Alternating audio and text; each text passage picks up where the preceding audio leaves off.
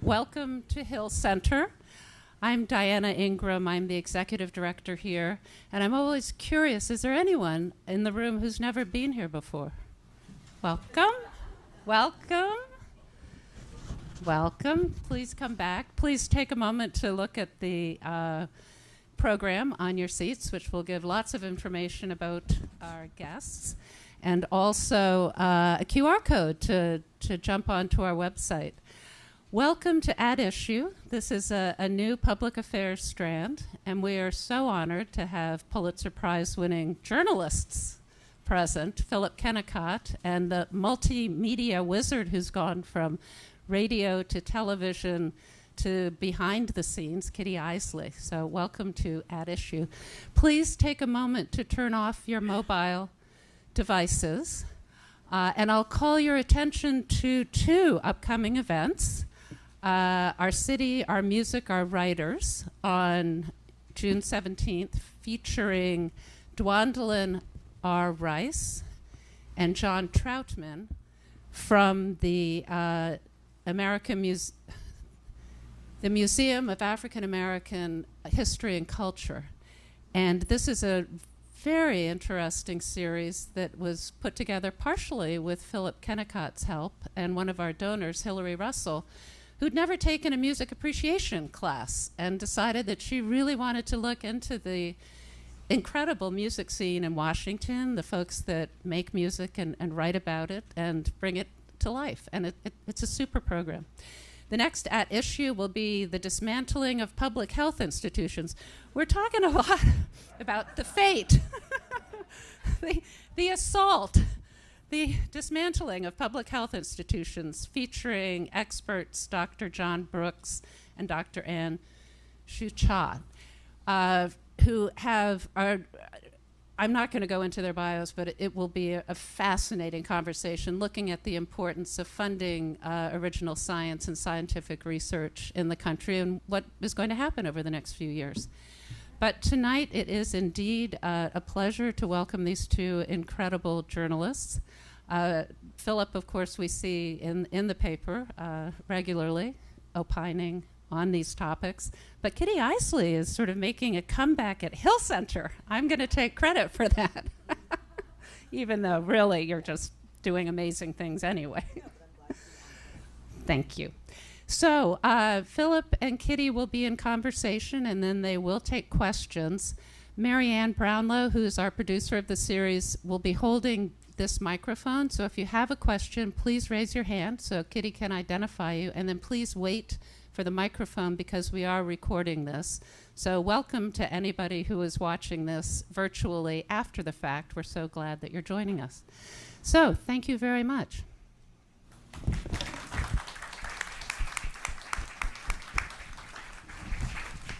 Should do the mic test just in case. Is this clear and audible to everyone? And the same, can you hear me as well? Good. Our first question is always, what did you have for breakfast? Because it lets us set an audio level. So did you have a good breakfast? Just espresso, nothing else. An espresso is a sibilant noise, so you sound good to me. Thank you to Diana and to Marianne and to everybody who's made an effort to come out tonight. And as she referenced, I lived on the Hill for a period while working for Ken Burns to make the history of the Civil War and a history of the U.S. Congress for PBS as well, and spent a lot of time in practically every building up here, certainly at the Library of Congress. So it's a neighborhood that I love and feels like home, even if I'm not living in it. I'm a huge fan of Phil's, and I read and share his writing consistently, and he's one of the few people I do that with. And even if I'm not even sure if the Post has gift articles, but I try to make sure everybody I know sees a link, because I find your criticism sort of the most invigorating, and it manages to raise questions I couldn't even articulate and then essay and answer. So I'm honored to be with you here, honestly. So it's kind of a cool thing. The feeling is mutual, absolutely mutual. I've admired your work as well. And just one quick anecdote. The last time before this that Kitty and I spoke was shortly after the attack on the Capitol on January 6th, and we spoke about the architecture and the damage, and I remember very clearly that conversation. And it was strange to be back here at this current moment. I kind of thought that was probably the end of the story, but it was just the beginning. which is actually my first question. Oddly, we're having this conversation in the shadow of a building, and I feel like that January 6th attack was really a preview without us knowing it, and a preview in the sense that the building itself, what it represents and what it does, it's a symbol of our self-governance. And even as a site for architecture and for art within it, it was cited as a space for desecration and destruction. And as hard as that was to get my mind around it, it almost feels like it was a curtains up for much of what's happening right now. And the disrespect of it is still hard to get my head around. And I feel like we're now watching that kind of ripple effect come out through many other institutions and organizations, thankfully not as violently. But that's sort of the tone of tonight, and I don't want to only give us a downer, because I'm hoping we'll end this conversation with some questions about resistance or pushback. Resistance maybe not the right word, but challenge to the challenges we're all facing. But I wanted Phil and I spoke a little ahead of time, and it just seemed like I don't know about all of you, but it does feel kind of like whiplash, 100 days of what? Can that happen? I didn't know that could happen. How is that happening? What's happening? So maybe you could spin down just this hurricane of changes that feel different in kind. Yeah, so I don't normally like to speak from notes, but in this case I kind of have to, because a lot of stuff has happened in the last 3.5 months, and it's been hard to keep track of it. It's a fire hose of information. It often comes out on Fridays, just as we would like to be sort of having a life. And those of us who are professionally tasked with keeping up with it are just barely managing to do that. And I would imagine that the rest of you who are keeping up with it as ordinary citizens may not know all the bits and pieces of that. So I wanted to run through part of what has happened since the inauguration of President Trump. So on the actual day of the inauguration, there are 2 executive orders among the many that are worth keeping in mind when we think about culture and the arts. One, the president rescinded a Biden-era executive order that reestablished something called the President's Council on the Arts and Humanities, an advisory group. Why is that important? Well, it sets the tone for everything that comes later, and we can get to that. The other is he issued a series of executive orders on diversity and equity and inclusion, and those become the key whereby he enters into various departments of the government. That includes, on the 24th of January, the National Gallery of Art announced that it was closing its Office of Belonging and Inclusion, and the members there were reassigned to other positions at the gallery. On the 29th of January, the Smithsonian followed suit with its diversity office, closing it preemptively, I might argue. On the 6th of February, a series of grants known as the Challenge America grants at the NEA that were specifically designed for smaller and underserved communities were eliminated, and the monies for that redirected to celebrations of the 250th birth of the country. On the 7th to 12th of February was probably the most audacious of the early actions, which was that he took over the Kennedy Center. Took it over by eliminating all of the members who had been appointed by Biden, replacing them with his own inner circle, appointing himself chairman of the board, replacing David Rubenstein, who had been a major funder to a tune of more than $100 million over his lifetime, and installing one of his closest operatives, a man named Richard Grinnell, as the president, replacing Deborah Rutter, who had been and was about to retire as a long-serving and quite successful administrative director of the Kennedy Center. On the 14th of March, there was an executive order to eliminate the Institute for Museum and Library Services.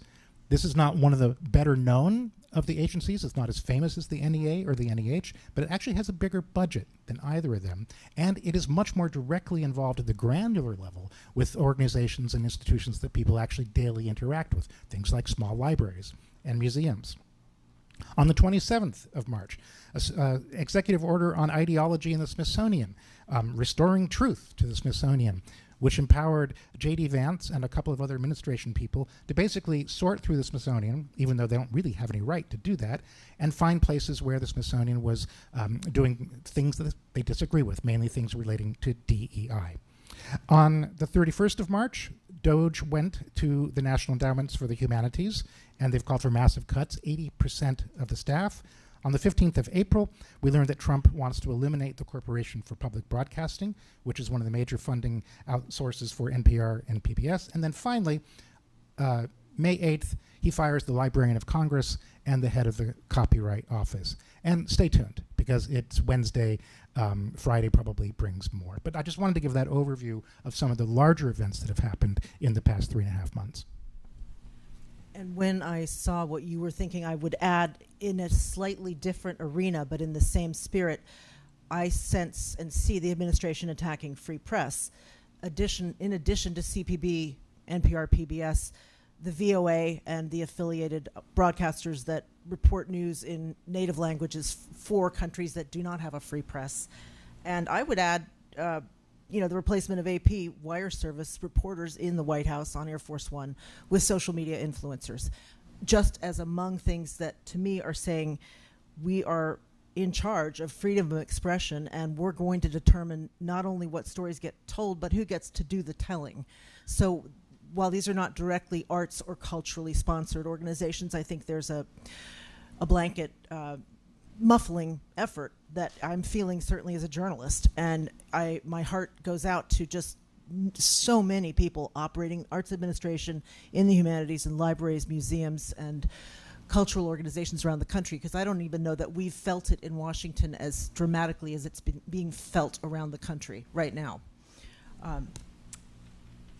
Since you sort of spun that out, I wanted to go back to your idea about DEI being kind of the master key here. Why and how? The why absolutely eludes me, because I think if you were to ask most Americans to describe how a well-run organization would be structured, they would likely assent to a series of propositions that are fundamental to what we call DEI. Do you want a variety of people from different perspectives around the table?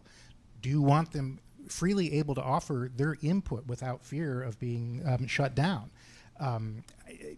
These are all, do you want to have a government welcome people in? Do you want institutions like museums and so on to be welcoming? All of these are fundamental values of American culture.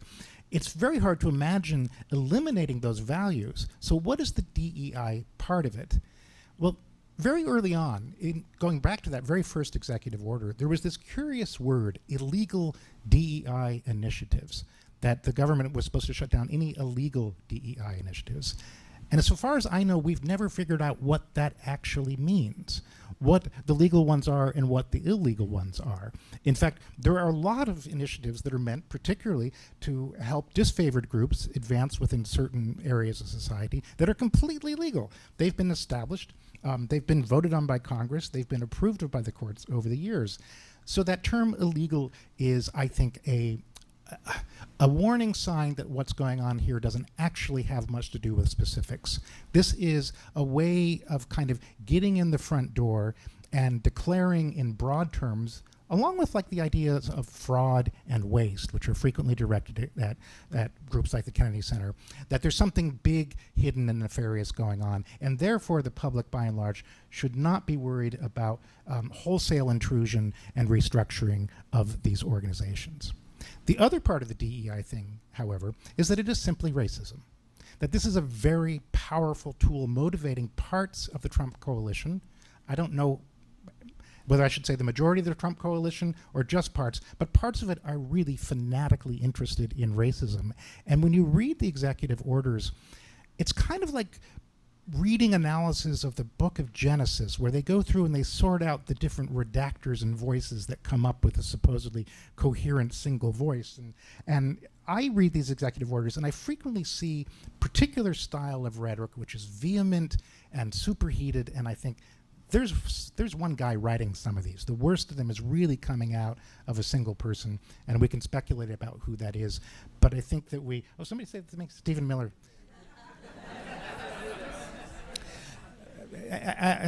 I'll quote the British version of a famous show. You might say so, I couldn't possibly comment.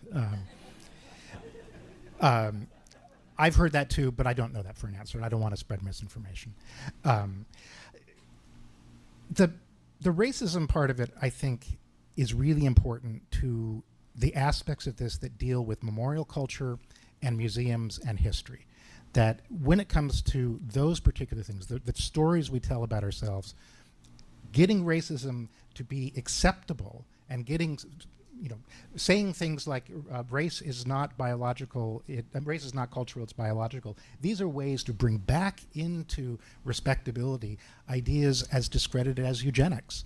And I think we should be prepared for there to be sort of serious conversation about eugenics in America again. I've lived through and covered these attacks on the NEA and the NEH, as well as PBS and NPR, and I actually speak as somebody who's been funded by them and by listeners like you for many of the projects I've worked on. And I have not had to speak, and I don't speak for NPR in any way now. But I've certainly experienced this back as early 1990s with the Enola Gay exhibit, or with the Mapplethorpe photos, or name any sort of flashpoint that was an easy cudgel for a culture war battle. But it was usually taken as a discrete transgression, some form of cultural stamp of approval on something that many people found difficult to tolerate. This feels like not just an order of magnitude different, but an entirely different battle. So how do you sense this time under this administration as something different in kind from what previous, I would call, culture war attacks on our forms of cultural expression and the institutions that support them? Yeah, I mean, and thanks for mentioning Enola Gay, which is one of the early but part of a sequence of culture war debates that we had. The culture wars felt opportunistic, and they felt particular. They would arise around certain particular exhibitions. There were groups that were very good at kind of creating culture war fires. Bill Donohue's Catholic League was one of the most effective. These groups seem to exist mainly to raise funds to keep causing culture war crises. I don't want to downplay the impact of the culture wars on policy. They certainly had impacts on the Smithsonian. They caused a lot of headaches in that, and those headaches continued into the 2000s and the teens with the Hide and Seek exhibition of the National Portrait Gallery. And they also led to broad changes in the governance of some of the big organizations, like the National Endowment for the Humanities and the National Endowment for the Arts.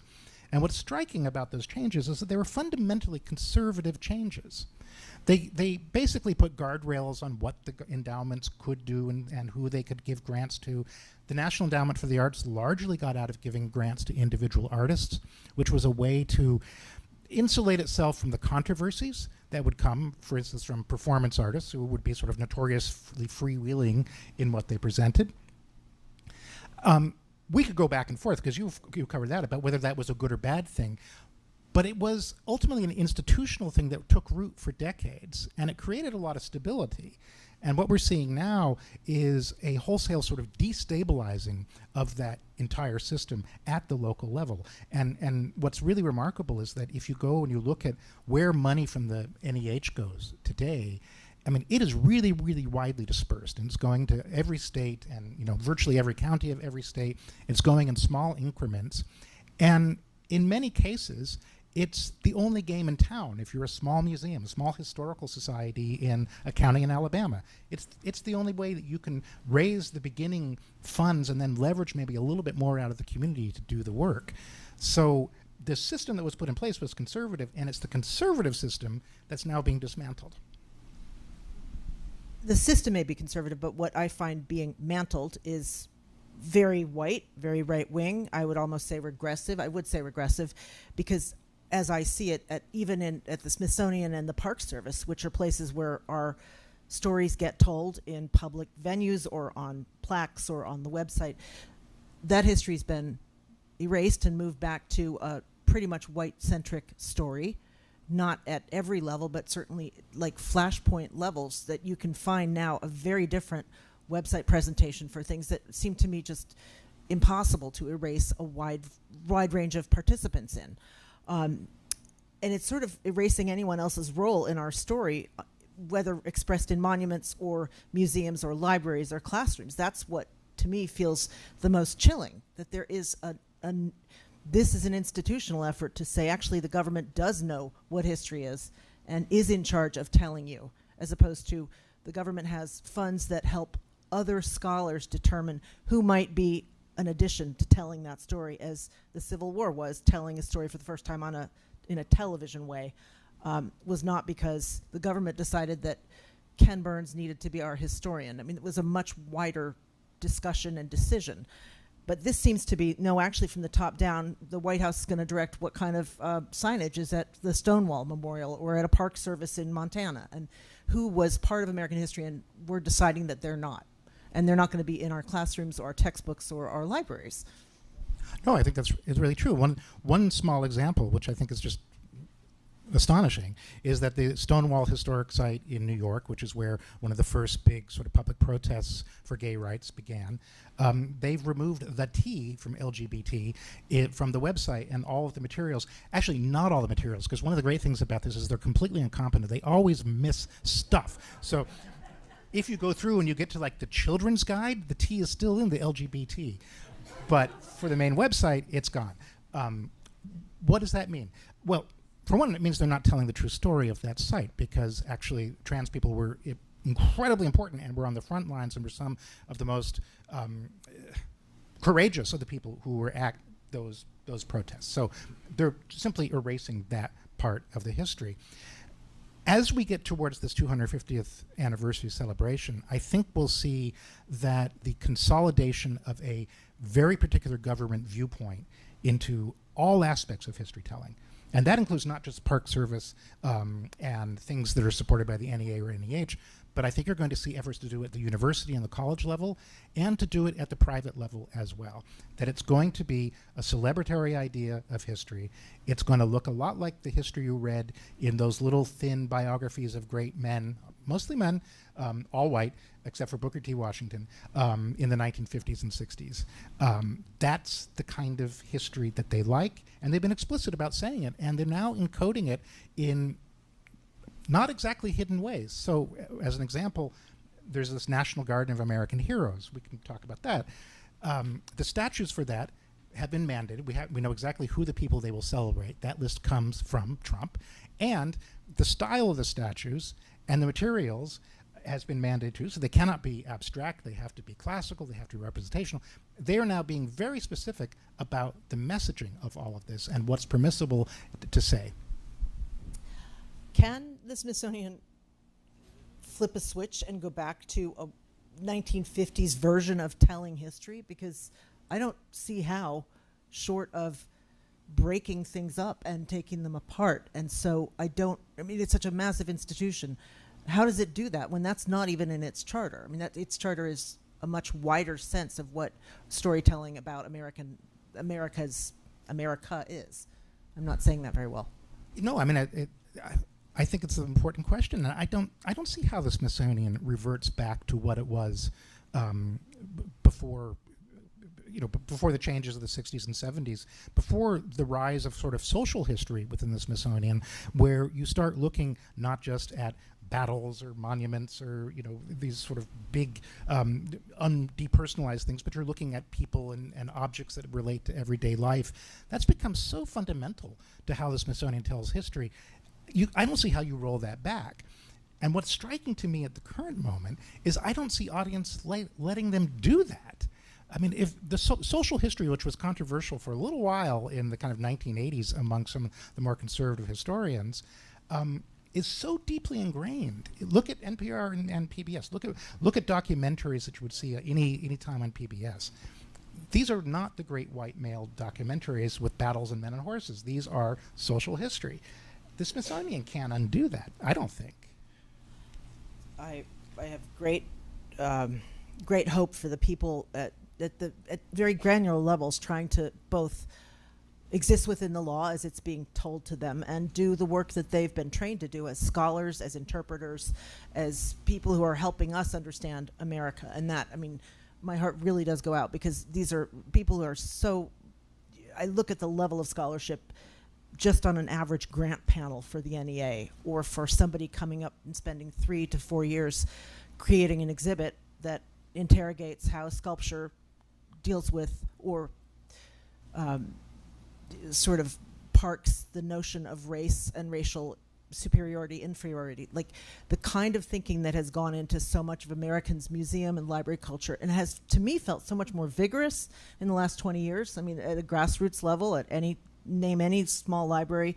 I follow my mom's hometown, which is a central Wisconsin town that has a local historical society that used to have, pictures of the old general store, and they do amazing small exhibits now that they partner with Smithsonian, NEH to talk about regional history or talk about the cranberry harvest and how the Native Americans did it versus how the settlers did it. And kids come out and learn and participate. I mean, I've seen this kind of sweetness of sort of an affection for history and an understanding that embraces a much wider population than it used to. Even 20 years ago, I don't think you saw quite that level of grassroots touchy-feel is the wrong word, but like that you could touch what the Smithsonian meant in your town. Whether or not it was a Smithsonian exhibit, it had some scholarship and some support from there. I think it's been the Smithsonian and other museums broadly, I think, been really successful at democratizing the telling of history, and that used to be a good word, right? You kind of want to democratize things in a democracy. It's sort of surprising to see how allergic the administration is to that idea of that sort of granular people's history. I wanted to ask, because one of your earlier articles talked about all these other levers of power, these other ways in which the government does exert control over culture, and I don't think they're as visible to most of us. I'm not walking around thinking, in what ways is the U.S. government under this administration going to make it more difficult for me to find a book at the library? But it's way beyond that, and I wanted you to, with your knowledge of how our institutions run, in what ways can we anticipate some challenges that we may not even think in our head? Yeah, I stay awake at night trying to think of new ways to do their work for them. I mean, it's this kind of thing where, I don't know, if you remember after 9/11, we all looked around the world and we thought, how would we blow up things if we were really, truly evil and looking for some vulnerability in the system? I do that all the time, but it's mainly about cultural institutions. It turns out the government has enormous power and a lot of levers they can pull when it comes not just to the organizations that they can directly have control over, but to private ones too. And we're seeing that play out in the fight with Harvard. So there's funding, and large universities are heavily reliant on vast amounts of government funding to do scientific research. On our behalf, I might add. That's something that gets lost a lot. It's not, Harvard's not rolling in dough because it just asked for a big fat grant. It's doing cancer research on the U.S., on behalf of the United States, on behalf of you and me. Yeah. That's what kind of makes me nuts, not that school in particular, but the idea that much of our scientific funding is in the public interest. It's not going to an institution to fatten the coffers of the institution. And it brings the world to us. It brings the best scientists in the world into this country to do the research that we want to do. We're going to lose that. We're already losing that. Scientists, my partner works with scientists who come from Saudi Arabia and Pakistan, India, Iran. It's not going to be easy to hold those people in the United States if they don't feel safe and if they can't leave, because if they leave, they can't get back in. So that's yet another tool. Visas. They can go after visas. People come here to play concerts. They're going to need a visa to come in. Are you going to grant a concert? Are you going to grant a visa to an artist who's criticized Trump? We're not far, I think, from visas being used as a tool of direct punishment to artists that the administration disagrees with. And an artist going to want to get on the plane and contend with the possibility that they may suddenly be arrested or disappeared. Right. And then there is a relatively rapidly moving conservative legal movement to try and actually make it illegal for private entities to do what we would call DEI. And there was one particular case that is still, it's uncertain what the larger impacts are going to be. It's limited to one circuit. But basically, they were able to tell a private entity that gave grants for, I believe it was African-American women, that they were not allowed to do that. And the group was challenged. They decided not to fight it. And so they stopped that program of grant giving. That sets a precedent to go after any private organization that wants to set diversity, equity, and inclusion as part of its agenda. So the tools are manifold. And the difference, you asked earlier about the difference between this and the previous administration, is that they've had 4 years, and they brought on board some people who really understand these tools to put them all at the disposal of the administration. The mention of I think it was a group in Atlanta, African-American women, a grant-making group. I believe that this has been raised in 2 embassy instances overseas where any organizations that are working with or for the U.S. Embassy, if they're applying their version of a DEI initiative, they will not be allowed to work for a U.S. government agency. In other words, it's kind of like a boycott of any institutions that may be private, that may be, big corporations in France or in Denmark. If the U.S. government doesn't approve of how they conduct their own business, then we will not do business with them, which is expanding this internationally. Yeah, I mean, there was precedent for that, especially when it came to things like abortion and women's health care and funding of organizations outside the U.S., but it was pretty limited. I think when we look back and rewrite the history of the moment, we'll see that the assault on women's choice was a template for many of these other things that are now being applied to DEI more broadly, and will probably go well beyond DEI to include any criticism of, I won't say the United States, but the Trump administration. So is this, watching this come down and watching all of these things kind of cascade and keep happening, you just think, is there some innate, and I want to say cruelty because that word has been used, trauma has been used as a word to describe what one government official hoped would be the experience of government officials being pushed out of jobs. There is, to me, a meanness undergirding some of this. But is it about ideology, or is it just we can make the case that government shouldn't have any money, none of your money should be spent on things that, are frivolous or the private market can take care of? Or do you sense that there's an operating intelligence behind this as we've seen in Project 2025? Because it seems to be metastasizing and crawling into many, many other domains. So I want to answer both parts of that question. First, the cruelty is very important, and it is part of the pleasure, I think, that many of the people in administration take in what's going on. An example of that would be the firing of the Librarian of Congress, Carla Hayden. Dr. Carla Hayden. Dr. Carla Hayden, the first woman to serve in that position, African-American woman. Less than a year left on her tenure appointment. This could have been done with grace if they felt that she was the wrong person for the job, but it was done with cruelty. The message she received, I think, was a 2-line thank you. And Carla, addressing her by her first name. Yeah. So, just really deeply insulting, deeply unnecessary. But let's do a thought experiment and say that the conservative argument for eliminating government funding to the arts and humanities won out with the general population. Let's say that was the general consensus, that the government should get out of doing that. And it's a reasonable argument. And a lot of people who are looking at the consolidation of cultural power right now are beginning to have a little more sympathy with the old and perfectly legitimate conservative argument that if the government pays the piper, they can call the tune. So that has been a respectable and decent argument for why we should not have any government support of expression. But that's not what's happening. If you wanted to wind down the NEA and the NEH, you would do it over a series of years. You wouldn't cancel grants that were already in operation. You wouldn't tell scholars that had turned down work so they could finish a project on an NEH grant that money is no longer coming. You wouldn't do it that way. You would do it in an orderly, methodical way that let people compensate and make new plans and put other means of supporting themselves in place. This is simply about disruption. But disruption with a goal at the end of it? Or just, who knows, we'll be out of office and we'll be off and, making our money as hedge funders or, resting on our laurels at Mar-a-Lago. I kind of wonder if any of these people want to stay around in Washington in the first place. Yeah, it's a really good question. I go back and forth in thinking that there's method to the madness or it's just madness. I think that we need to realize that disruption is ideology.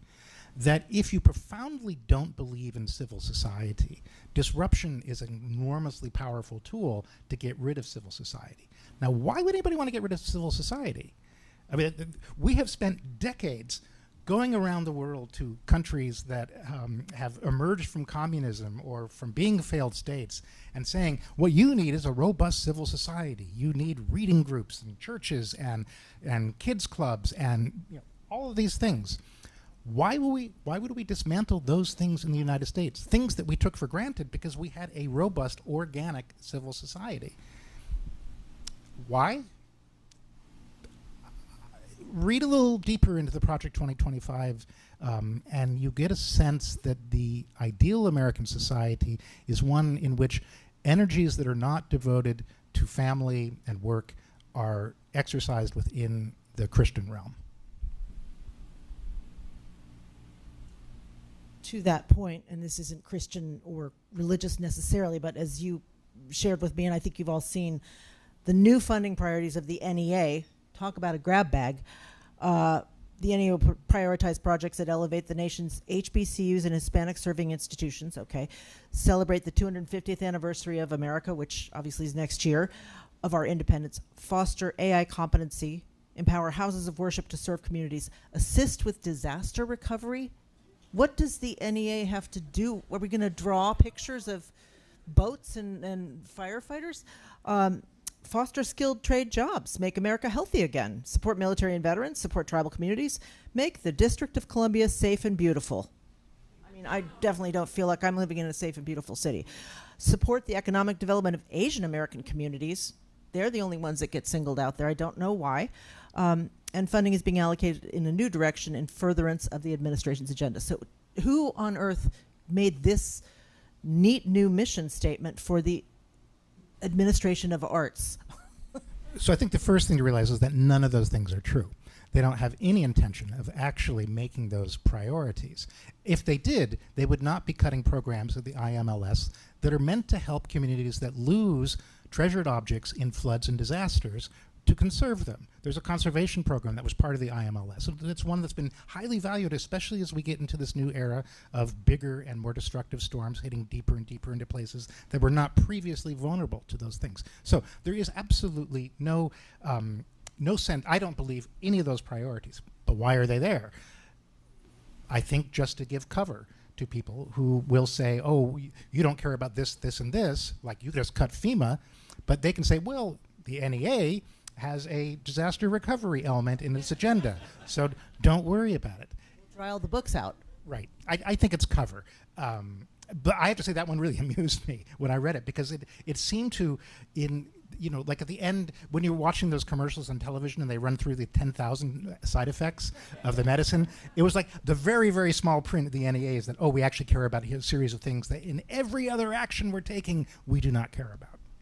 So here's one that the audience may welcome as we bring up questions a little later, but the question of, I have two operating thoughts.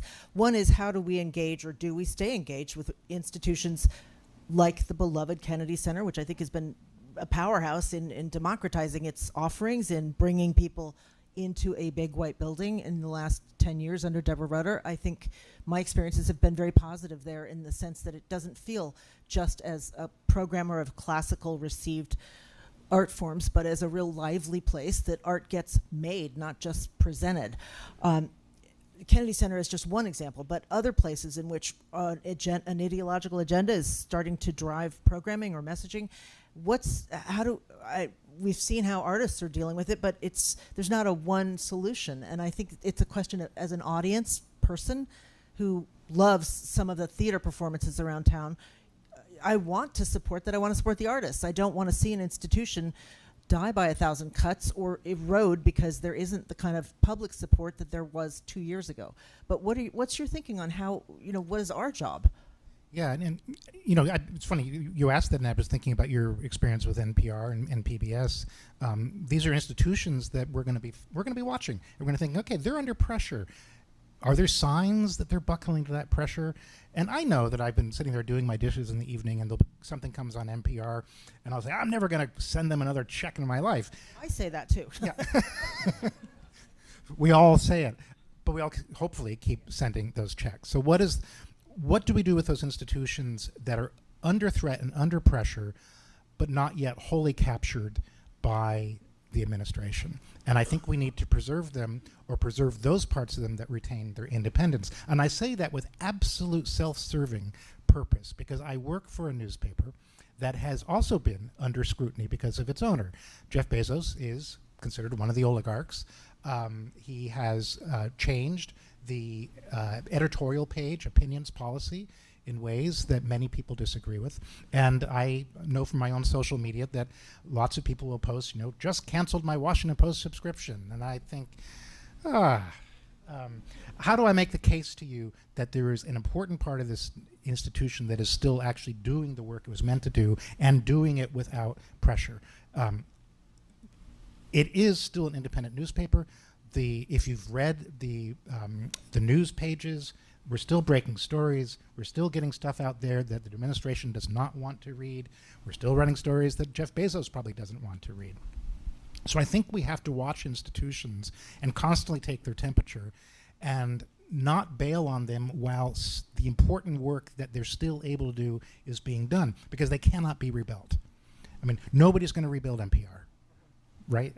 Nobody's going to rebuild the Washington Post. Even the Kennedy Center, where the control is the most direct, there are constituent organizations like the National Symphony and the Opera Company that I haven't seen signs. Mostly, I haven't seen signs that they have succumbed to the pressure.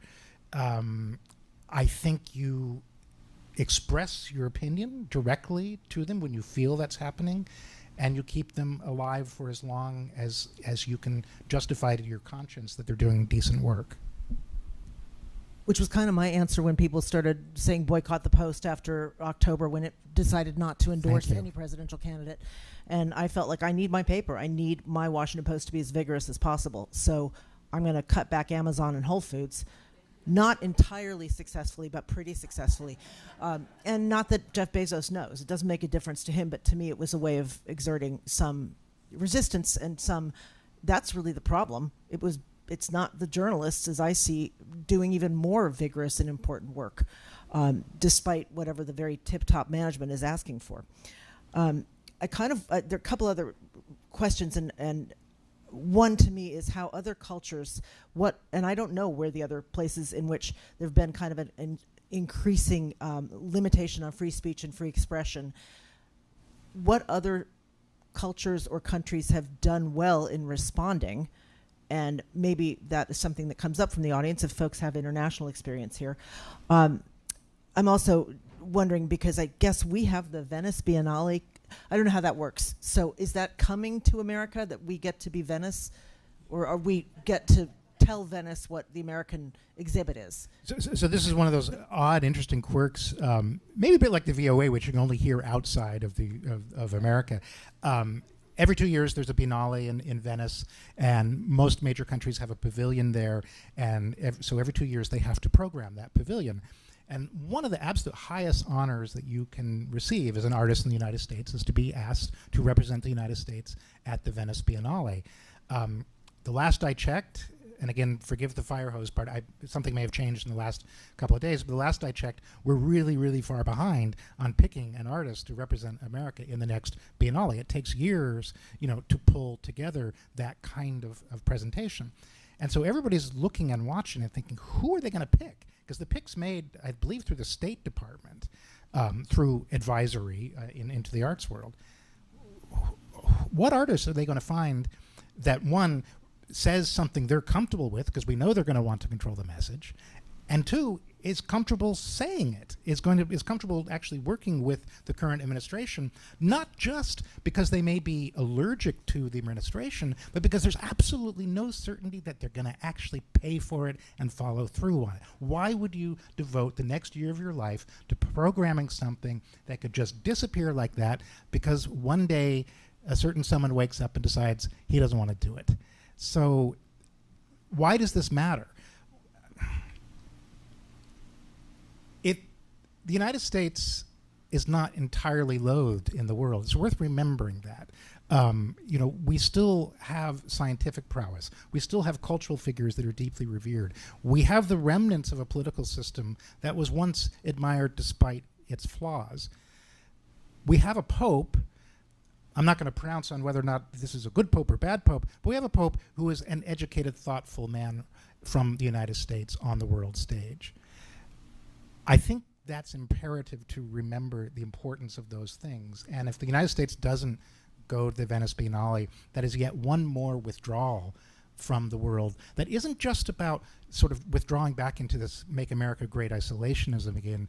It's about losing the opportunity to tell our story to the world, to represent who we are, to be decent in front of the world. mean, it feels like we are so far from sending America's best jazz musicians overseas to show the rest of the world in the 1950s and 60s what freedom of music sounded like. Even if those musicians weren't treated well in this country, we use them to say, in propaganda ways, but also in celebratory ways, to say this is what American culture looks like. And you behind the Iron Curtain are obviously, trying to get all the records you can. It's not as if you don't want what we have. And it's hard to imagine what State Department's Arts and Embassies programs, not just physical visual art, but bringing in performers and asserting what America is through our own artistic minds and artistic representations. I don't know what that is looking like now. I haven't even looked at it. Yeah. And we were talking earlier about the Voice of America, and you're more knowledgeable about the kind of broadcasting and public side of that. But there's something going on with Voice of America now, hosting something called OAN. It's Voice of America we can't hear it here. That's by design. So it doesn't often have a very big American internal constituency because most people don't know about it, listen to it, or read it.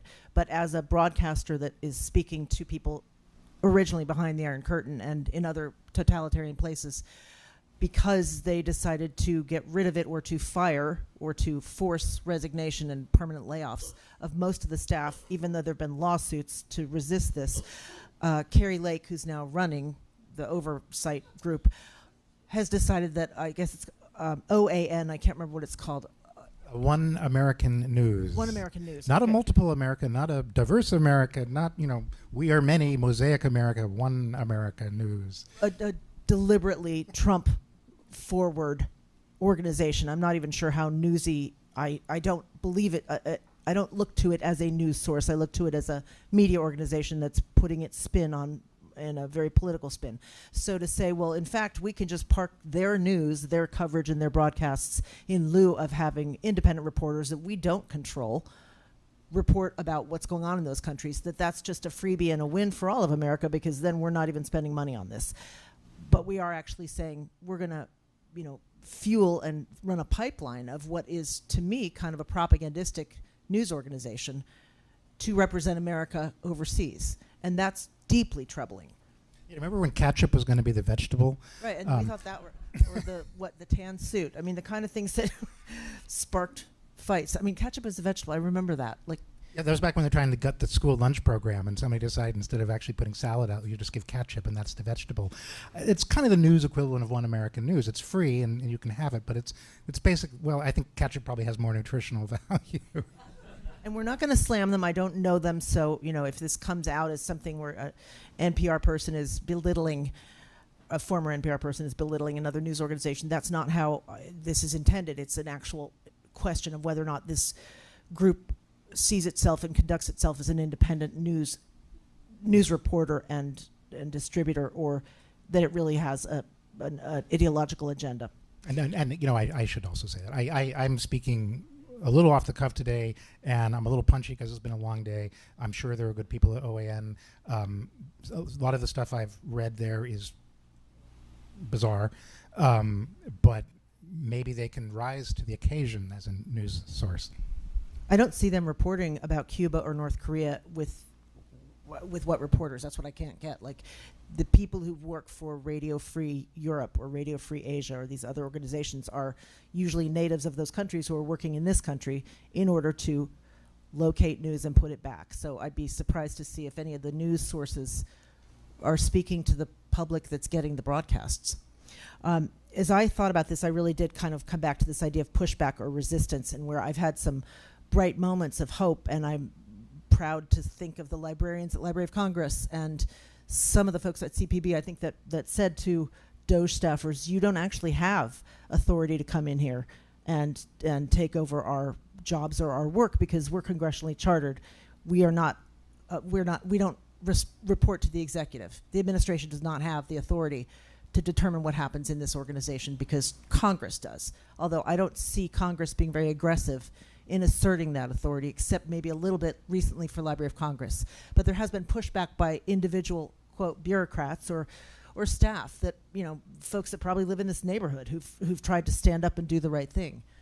Yeah, I mean, I think the Library of Congress one is really interesting. This seems to be the first moment at which Congress is actually taking some bipartisan steps to preserve an organization that they've chartered, that serves them. This is not an executive branch organization, even though the president appoints the Librarian of Congress. Throughout the last 3.5 months, there's been this conversation that I think we all have had. Are we in a constitutional crisis, or when will we get to a constitutional crisis? And in fact, what's happening is we're in a series of small-scale constitutional crises already, and they are being resolved through the courts, which is a long, process. And Congress may be finally stepping into that. And if they do, the question is, will they then reassert their authority over other congressionally chartered things? Think of the Institute of Peace. Is that something the president can simply shut down? Legally, I think that's pretty dubious. But there has to be someone to press that case if it's going to happen. And right now, Congress is probably the most significant organization that can do that. I come back to us as we're non-organizations, we're individuals, but when I think of some very small little acts of resistance or of protection, I think the hands-off protest that was April 5th on the Mall also involved a human ring around the Museum of African American Art, History and Culture, almost like a chain of hands embracing it and protecting it and saying we want this institution and we're going to stand in front of it. Maybe that went on for 5 or 10 minutes. It wasn't, it was more of a spirit, in the spirit of the moment than we're going to chain ourselves here. The same thing when the Kennedy Center takeover happened. I think there was a dance group too, actually, that sort of did a dance of protection around the building, kind of marched around or danced around it.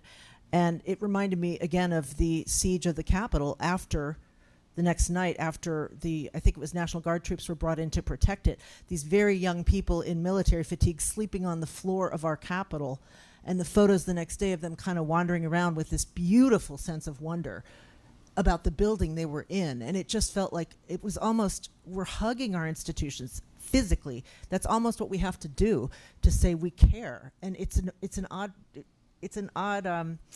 choreography that you've got to go around and hug a building to protect it, because that's what stands for something. But I don't know, and the other stuff I've seen that have been kind of inviting to me or tickling as acts of expression. Robin Bell, I don't know how many of you know him, I don't personally, but as an artist in the city who does light projection on buildings, and particularly during the first Trump administration would project onto the hotel, take bribes here, project things onto the Justice Department. I saw similar projections in Boston this weekend at the Old North Church, and I think the Abigail Adams homestead site, the Adams family homestead site, had some projections of things she had said about not just Remember the Ladies, but other things. And it was just a clever and creative way to use a public space to make a public message happen that's also kind of virtual. It can turn off the lights and it's gone. It doesn't, you kind of can't, if someone wants to do that on a guerrilla way. I think Robin Bell also did it to the Russian embassy with messages about Ukraine from across the street. To me, those are small but powerful ways of using public art or public messaging or public spaces to say something and to kind of wake you up to say you're not alone. And that's kind of what I'm looking around for, is like, it's not necessarily only the job of Congress, although I wish they were more alert to it. It's us, it's the audience, it's the makers, it's the people who say, this doesn't, I'm not going to stand for this, and I want to make sure this place stays vibrant. And I don't know where else to look for examples of that in other, and I keep coming back to, what did these Iron Curtain countries do? What did people do when, they had their own music, they had their own samizdat copies of Dr. Zhivago that they were reading in kitchens and passing around? And I keep wondering, is it going to come to that?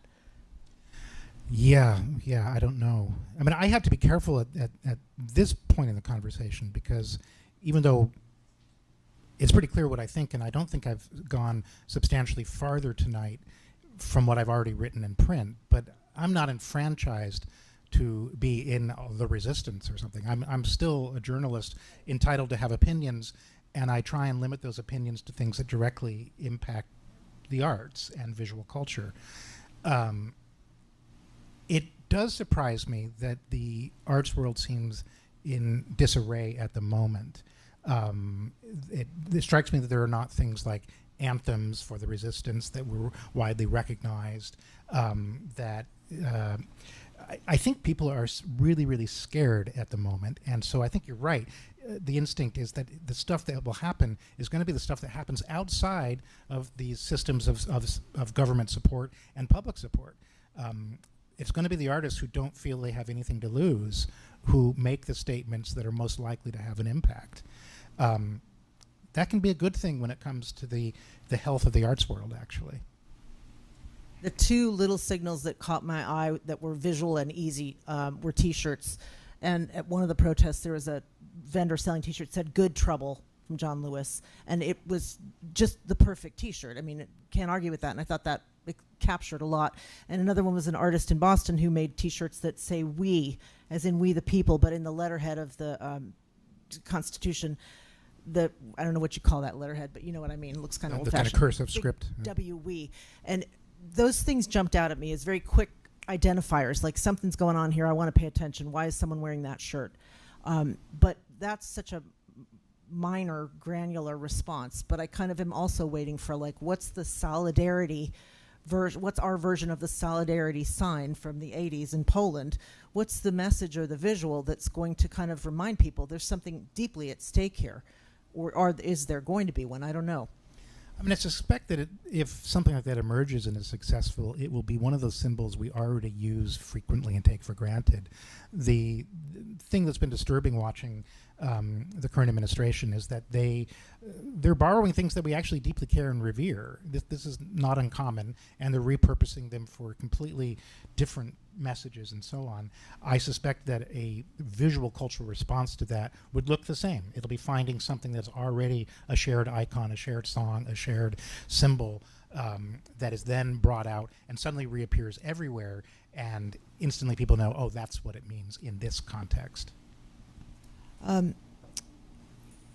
Having covered arts early on in my career, they don't go away when government funding goes away, obviously. And in some ways, I come back to the AIDS era where things like the AIDS quilt emerged. Now, that wasn't being censored directly, but it was coming in a climate of very deeply anti-gay, anti-homosexual political climate, but coming from great anguish.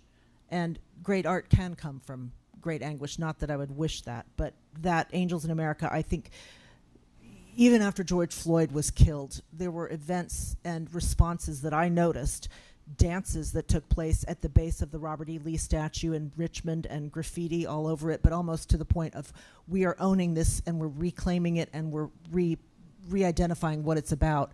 And again, I don't say that as like, here's the happy upside. Bad things can happen and artists go out and make great art, but I kind of do wonder and am on the lookout for responses, and maybe it's just been too much coming at us, and the things coming are also pretty bureaucratic. They're not some artists being hauled off or deported so far. Yeah, I mean, we'll get there, but I think at the current moment, it's an optimistic sign is the fact that the administration is going after these institutions that previously they hadn't really paid much attention to. Things like museums and National Endowment of the Arts. I mean, every conservative or administration hates the NEA and the NEH, but it gets to Congress and these organizations survive and they get on with it. This administration's been really focused at shutting down these things, which I think is a way of their paying honor to the fact that they had power in the previous iteration of the museum to allow for a considerable amount of expression of resistance to the administration's agenda. We wouldn't see this if they weren't worried about what was happening in our museums, in our concert halls, in our theaters. I want to make sure we give time for folks to speak, and maybe Marianne has a microphone, and if folks have questions, can you just give us your first name and over this on this side to begin with? Since I'm here, okay, I'll move. There's a question, and questions are welcome as much as statements. I will always say that as a public radio person who takes phone calls live. It's a request for Philip. You wrote 2 very powerful articles on the Doge assault on federal buildings and on the art in federal buildings, and I wonder if you could just kind of summarize what you said. Yeah, and the minute you said that, I realized that I haven't checked in recently on where that stands. But the background here is that the General Services Administration, which is the the government's landlord, is going through this sort of DOGE process, and they want to unload vast amounts, millions of square feet of federal property, because we're not going to need them anymore with our new lean, fraud-free, waste-free government. They came up with a list that leaked out, and it included a substantial part of downtown Washington, including many historic structures that would really not have many other purposes other than a kind of government office building. Among the things that is in the possession of the GSA is a government art collection. And this dates back partially to the WPA era programs in which artists were paid to make art for government buildings, and those have been preserved. And it also is part of a long-standing government program to create new art for new buildings as they're built, including a mandate that some portion of the cost of a building go towards the creation of art. Astonishingly quaint concept that we should build buildings that included art, but it used to be one that didn't seem to arouse much controversy. The issue here is that if they unload millions and millions of square feet and they lose track of the art that is in those buildings, what happens to that thing that we've already paid for as a people? One possibility, which is deeply alarming, is that we as the government become renters on buildings that are owned by other people who are then making enormous pots of money because we're paying to live in the space that we built. Art has a way of disappearing. If there's a huge unloading of government real estate, the art that's in those buildings, what's going to happen to it? Well, of course, there were people who were meant to take care of it. Oh, no, there aren't, because they're gone. We got rid of those people. So the deep concern here is that we could just very quickly and very quietly lose an enormous trove of art and architecture that we've already paid for as a people. Some of that is on the buildings and in the buildings and of the buildings, not simply paintings or sculptures that have been cared for there. It's murals, it's post offices, it's the Justice Department. I think at one point he floated that as something he could just sell. I mean, I love the irony of the Department of Congress with these wonderful sculptures of man restraining the forces of commerce, suddenly becoming, I don't know, the head of Tesla or something. These are not buildings that are easily adapted to the messaging of private industry and capitalism. And it's also that's one thing that just feels like it hurts my stomach when I think of my city being kind of ripped up and sold off. And there, God knows, there are enough laws that ought to prevent it, but the idea that he could take federal buildings that are designed beautifully at the time they were and may not be the most perfect structures for this workforce era, but are not things that should become high-end condos for overseas buyers. Very, very rich conversation. I'm Nan Morrison. I worked for almost 30 years at the Department of the Interior here in Washington. That is a building that's filled with the incredible frescoes on each floor depicting the mandate of the Department of the Interior, the Park Service, the Bureau of Indian Affairs, all of the agencies. Not only that, limestone reliefs, exquisite bronze freestanding statues, and it's just, and to see these incredible people that have these major degrees in conservation and taking care of them under hot lights and all that, just for years. And the thought of that just disappearing is just so heartbreaking. I'm also a docent at the National Gallery of Art for about 20 years, and so I just wondered, Philip, if you can speak any deeper about what you think they could do for the National Gallery's budget, because all of the permanent collection is private dollars, and then there's the federal dollars that go towards the operation and maintenance of the building. So how deep, other than doing away with the DEI office, could it go? Because it's such a different animal than the whole Smithsonian Institution. Thank you very much. That's a really interesting question. I haven't written about this yet, and I really want to dig into it. So they can certainly go after the National Gallery budget, and I don't know what the proposed for 2026 is. I've been looking for that number, and there's talk of it being 10%, 15%, 20%. I don't know. Those are terrible figures, but those are not existential destruction figures. one of the really interesting things about the National Gallery as opposed to the Smithsonian is that it was created by Andrew Mellon, who is doing this in the 1930s during the age of the rise of fascism.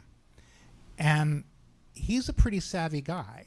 And before he hands over his collection to the United States government, he actually is pretty precise about mechanisms for keeping the National Gallery independent of precisely the kind of political interference that they're trying to impose on it. So we have a legacy of an earlier age of fascism embedded in an institution in Washington that may be better situated to resist a current tendency to authoritarianism precisely because of what Andrew Mellon knew about the world in the 1930s. That's fingers crossed. Any last question from the audience?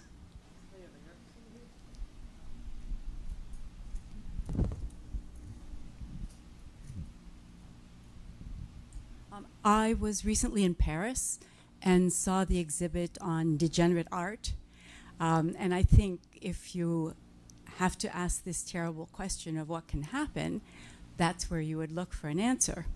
Of course, a lot of private gallery owners or art dealers came in and sold off a lot of things, which now people are struggling to get back.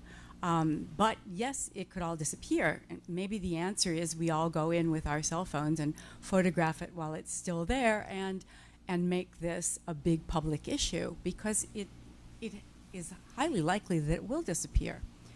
But in terms of what can be done, we're the only, and we're fortunate to be that, the only country that I know of where you go into all of these museums for free. Maybe Americans will balk at paying those prices, but everybody else in the world pays horrific entry fees to go into the museums to assure their maintenance. It's not a great solution, but maybe it's just a temporary solution until we get back an administration that is balanced. I mean, you know, let's hope that this won't last all that long. Well, first, my colleague Sebastian Smee wrote a great review of that exhibition that you saw, and it's worth looking it up because he puts that in the context of the current moment. I wasn't sure from what you said if you were thinking that a admission structure would be a good temporary measure for preserving the institutions now. My feeling about that is when you put that in place, they never go away. That is, you know, as soon as an administrator or an organization has access to a funding stream, that funding stream is there forever. So I am actually sort of the opposite feeling. I really hope that they do not go that way when it comes to the National Gallery and the Smithsonian. And it's somewhat, I mean, again, this is like when I said earlier that I stay awake thinking of like ways that I could further the administration's agenda if I were truly, you know, truly give him the worst advice I could possibly give him. I'm surprised that they haven't raised that. I really am. There are a series of things, like I'm surprised they haven't gone after the height limits in Washington. There are a series of things that just seem to be the kind of little idea that would come to a certain someone in the White House in the middle of the night, and the next thing you know, it would be the new, the new policy imposed on these institutions. So I really hope we can keep them free for as long as we can. I do understand your concern about how we preserve them at a time when they're going through huge budget cuts. And I think that the best answer to that, there are a few things. We were talking for the Mellon Foundation recently stepped in and gave, I think it was $15 million, kind of a stopgap measure to cover some of the humanities grants that were rescinded. I hope other foundations are able to do that. But I don't want to end on a too negative note, but remember, the foundations are incredibly vulnerable too, because there's a lot of talk about going after their endowments and through taxation. So they're nervous. I'm just going to remind myself, maybe remind you, but as I think of it, the Smithsonian, the organizations that present and describe our art and our history are our patrimony. And that, to me, was always the explanation for why the Smithsonian was free. Because this is your history, it's your country's goods or material culture or animals at the National Zoo. This is part of what it means to be American. You have access to this. Not to say that, you know, some payment wouldn't help it. I'm sure it would, but that was always how I understood what we had that made these things free.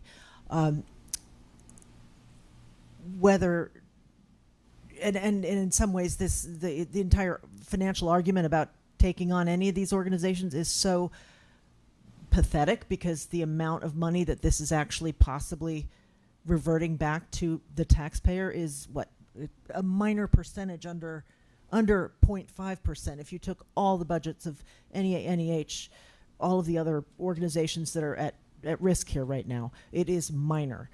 And the second thing I come back to is when you talked about preservation, and I think you mentioned it too. I mean, when we did the Civil War, it was because all of the photography had been preserved and conserved, mostly at the Library of Congress, partly at the National Archives.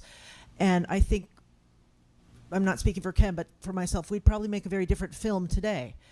But the basic the material that you could tell a visual story with had been cared for 130 years by our government. And that made it possible for us to look at it and bring one set of storytelling techniques and interpretations to it. And in 50 years, maybe another historian or another person, or I don't know what, not a bot, hopefully, also wants to investigate what's been preserved and considered important and provide a different interpretation or different use. So I am always so grateful to these organizations, because it's not an accident those photos were made and maintained. And it's not something I take for granted either. Yeah, here.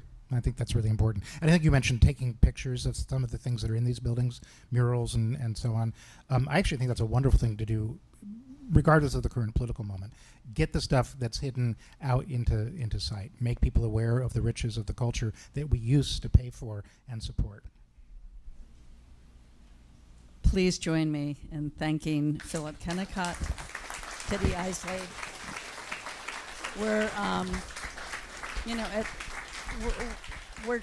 We're trying to present these conversations as often as possible. I have to tell you, it's a little bit of an uphill battle, because so many people are, for very obvious reasons, enormously cautious. So thank you so much for joining us tonight and for having a very frank conversation.